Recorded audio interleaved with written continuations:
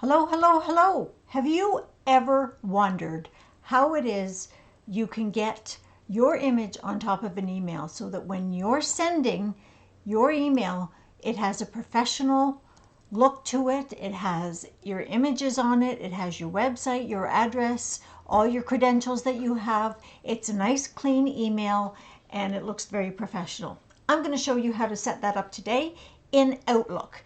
Only in Outlook because that's what I use and that's all I know how to do. Okay, so we're going to start now. I'm going to turn off my camera. And first what we need to do is you need to make an image in Photoshop Elements that has the information that you want in it so that you can save that as one image. So we're going to go into Photoshop Elements right now and do that. So I'm going to open Photoshop Elements. Here it is on my screen, you can see it. I'm going to make a new file. A new file. And I'm going to set the size that I want. A blank file. And I'm going to make it, let's say 800 pixels wide by 100 pixels high. That's big enough. That'll take almost the full page of the email, but it won't be so high that it's in your face. So there we are with our blank screen. So now what we need to do is you want to have some images of your paintings. You can either have images to the left, you can have a bar across the top. This is entirely personal. This is something that you need to decide for yourself. I'm going to do a couple square images because I like to see you have more than one painting in here. So I'm going to open a couple different images of my paintings. These are already web quality. Oops. Sorry, I'm going to close that and go this way because I can see what I'm doing a little bit better. So if I want to have some different images, I'm going to open, let's see, pick a few here. I'm going to open this one. Doesn't really matter which ones you have. That one opens. And I'm going to pick one more, and they're both square, so I know that they're going to work together, and I'm going to open this one. Both open with Photoshop Elements. Okay, so in the bottom we have the bar on the left and the two images on the right.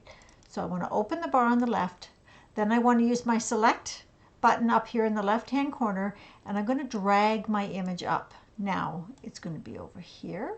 There we go. Then I'm going to drag the next one. And there we go.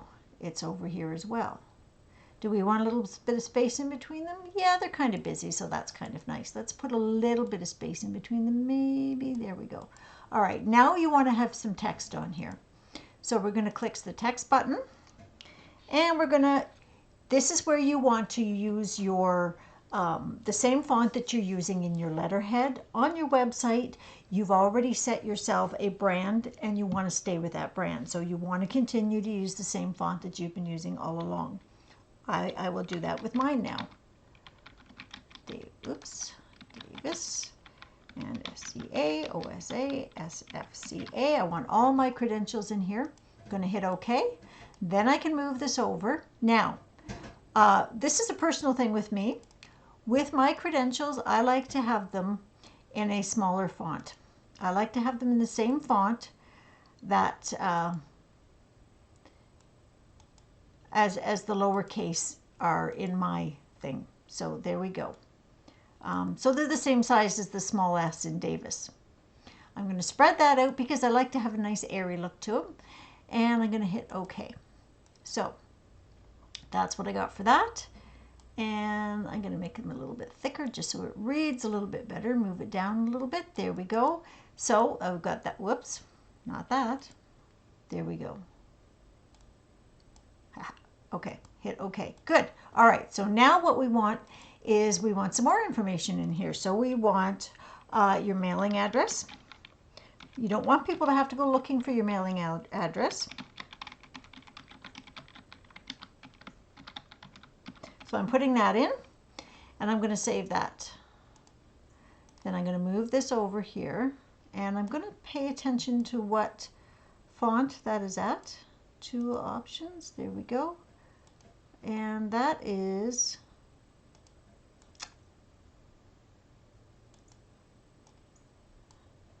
Looking for my size that I did that. Anyhow, okay, so I'm going to move this down a little bit. There we go. Then over here beside your address, that was at 24. Then over here beside your address, I'm going to put in another text, and I'm going to put my website in.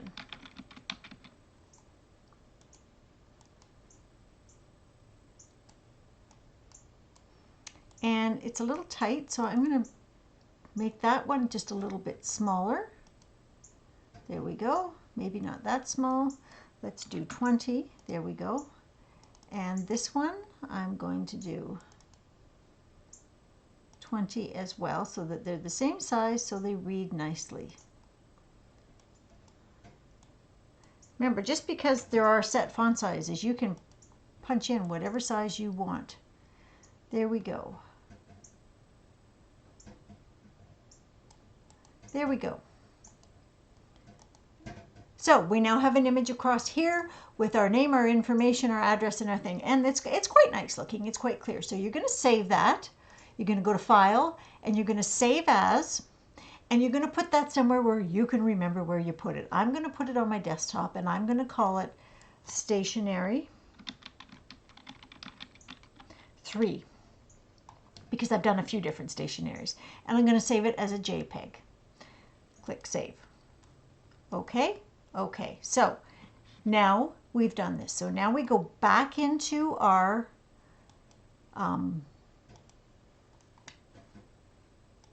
mail program, and we're going to do a new, we're going to do a new file. So we're going to delete this, and we're going to delete this. Okay, so we're starting off with a blank new email. Okay. Use the proper address, doesn't matter. Anyhow, so now we're going to make our stationery. We're going to insert a picture, and we're going to find that picture that we just made, and we're going to use that. So here we are right here, Stationery 3. It's a good size. It's not too big, not too in your face. You can make it a bit smaller if you want to. It will do it by size. There we go. That. And then if you would like to have your signature in here, in the body of your email, you can put in whatever you want. So I'm going to put enjoy your day. Enjoy your day with an exclamation mark, and then underneath that I'm going to put my name, Sheila Davis, SEAOSA SFCA. Underneath that I want my website. I don't want to make it hard for anybody to find me. So I have my website in here. Then I'm going to have another website that I have, Brush It Bold, which is my workshop website. And then I'm also going to have Beyond the Easel, which is my book, beyondtheeasel.com. So now we have saved this. Now this is the important part. You're going to go in here, you're going to go to File, Save As, and it's very important that you punch in this comment. Where are we? Here we are. Right here. This is what you have to call it. App data / Microsoft Stationery. So you're going to copy that, and I'm going to put a link to this page in at the end. It's up here at the top. You can Google create personal stationery for Microsoft, but I will put a link in on here. So we have I've copied that. Now I'm going to go back into my email, and I'm going to put that in, paste. We're saving that, and we're going to save it as an HTML. When you save that, oh, wait a second. Oh, I did something wrong. Hold on. Okay, where did it go? Haha. Okay, I'm going to File, Save As, and save the name. There we go. Paste. Microsoft Stationery. There we go. Save. There we go. It has saved. So now it opens up the stationery folder.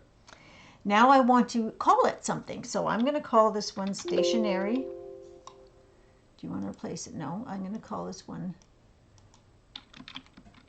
stationery 3. That's what I called it before. It doesn't matter what you call it. This is just a test. And under here, save as type, we're going to change it from the Outlook message format to an HTML file. So now it's going to be saved as stationery 3. Okay, so now you've done that. Now we can close that, save your changes. No.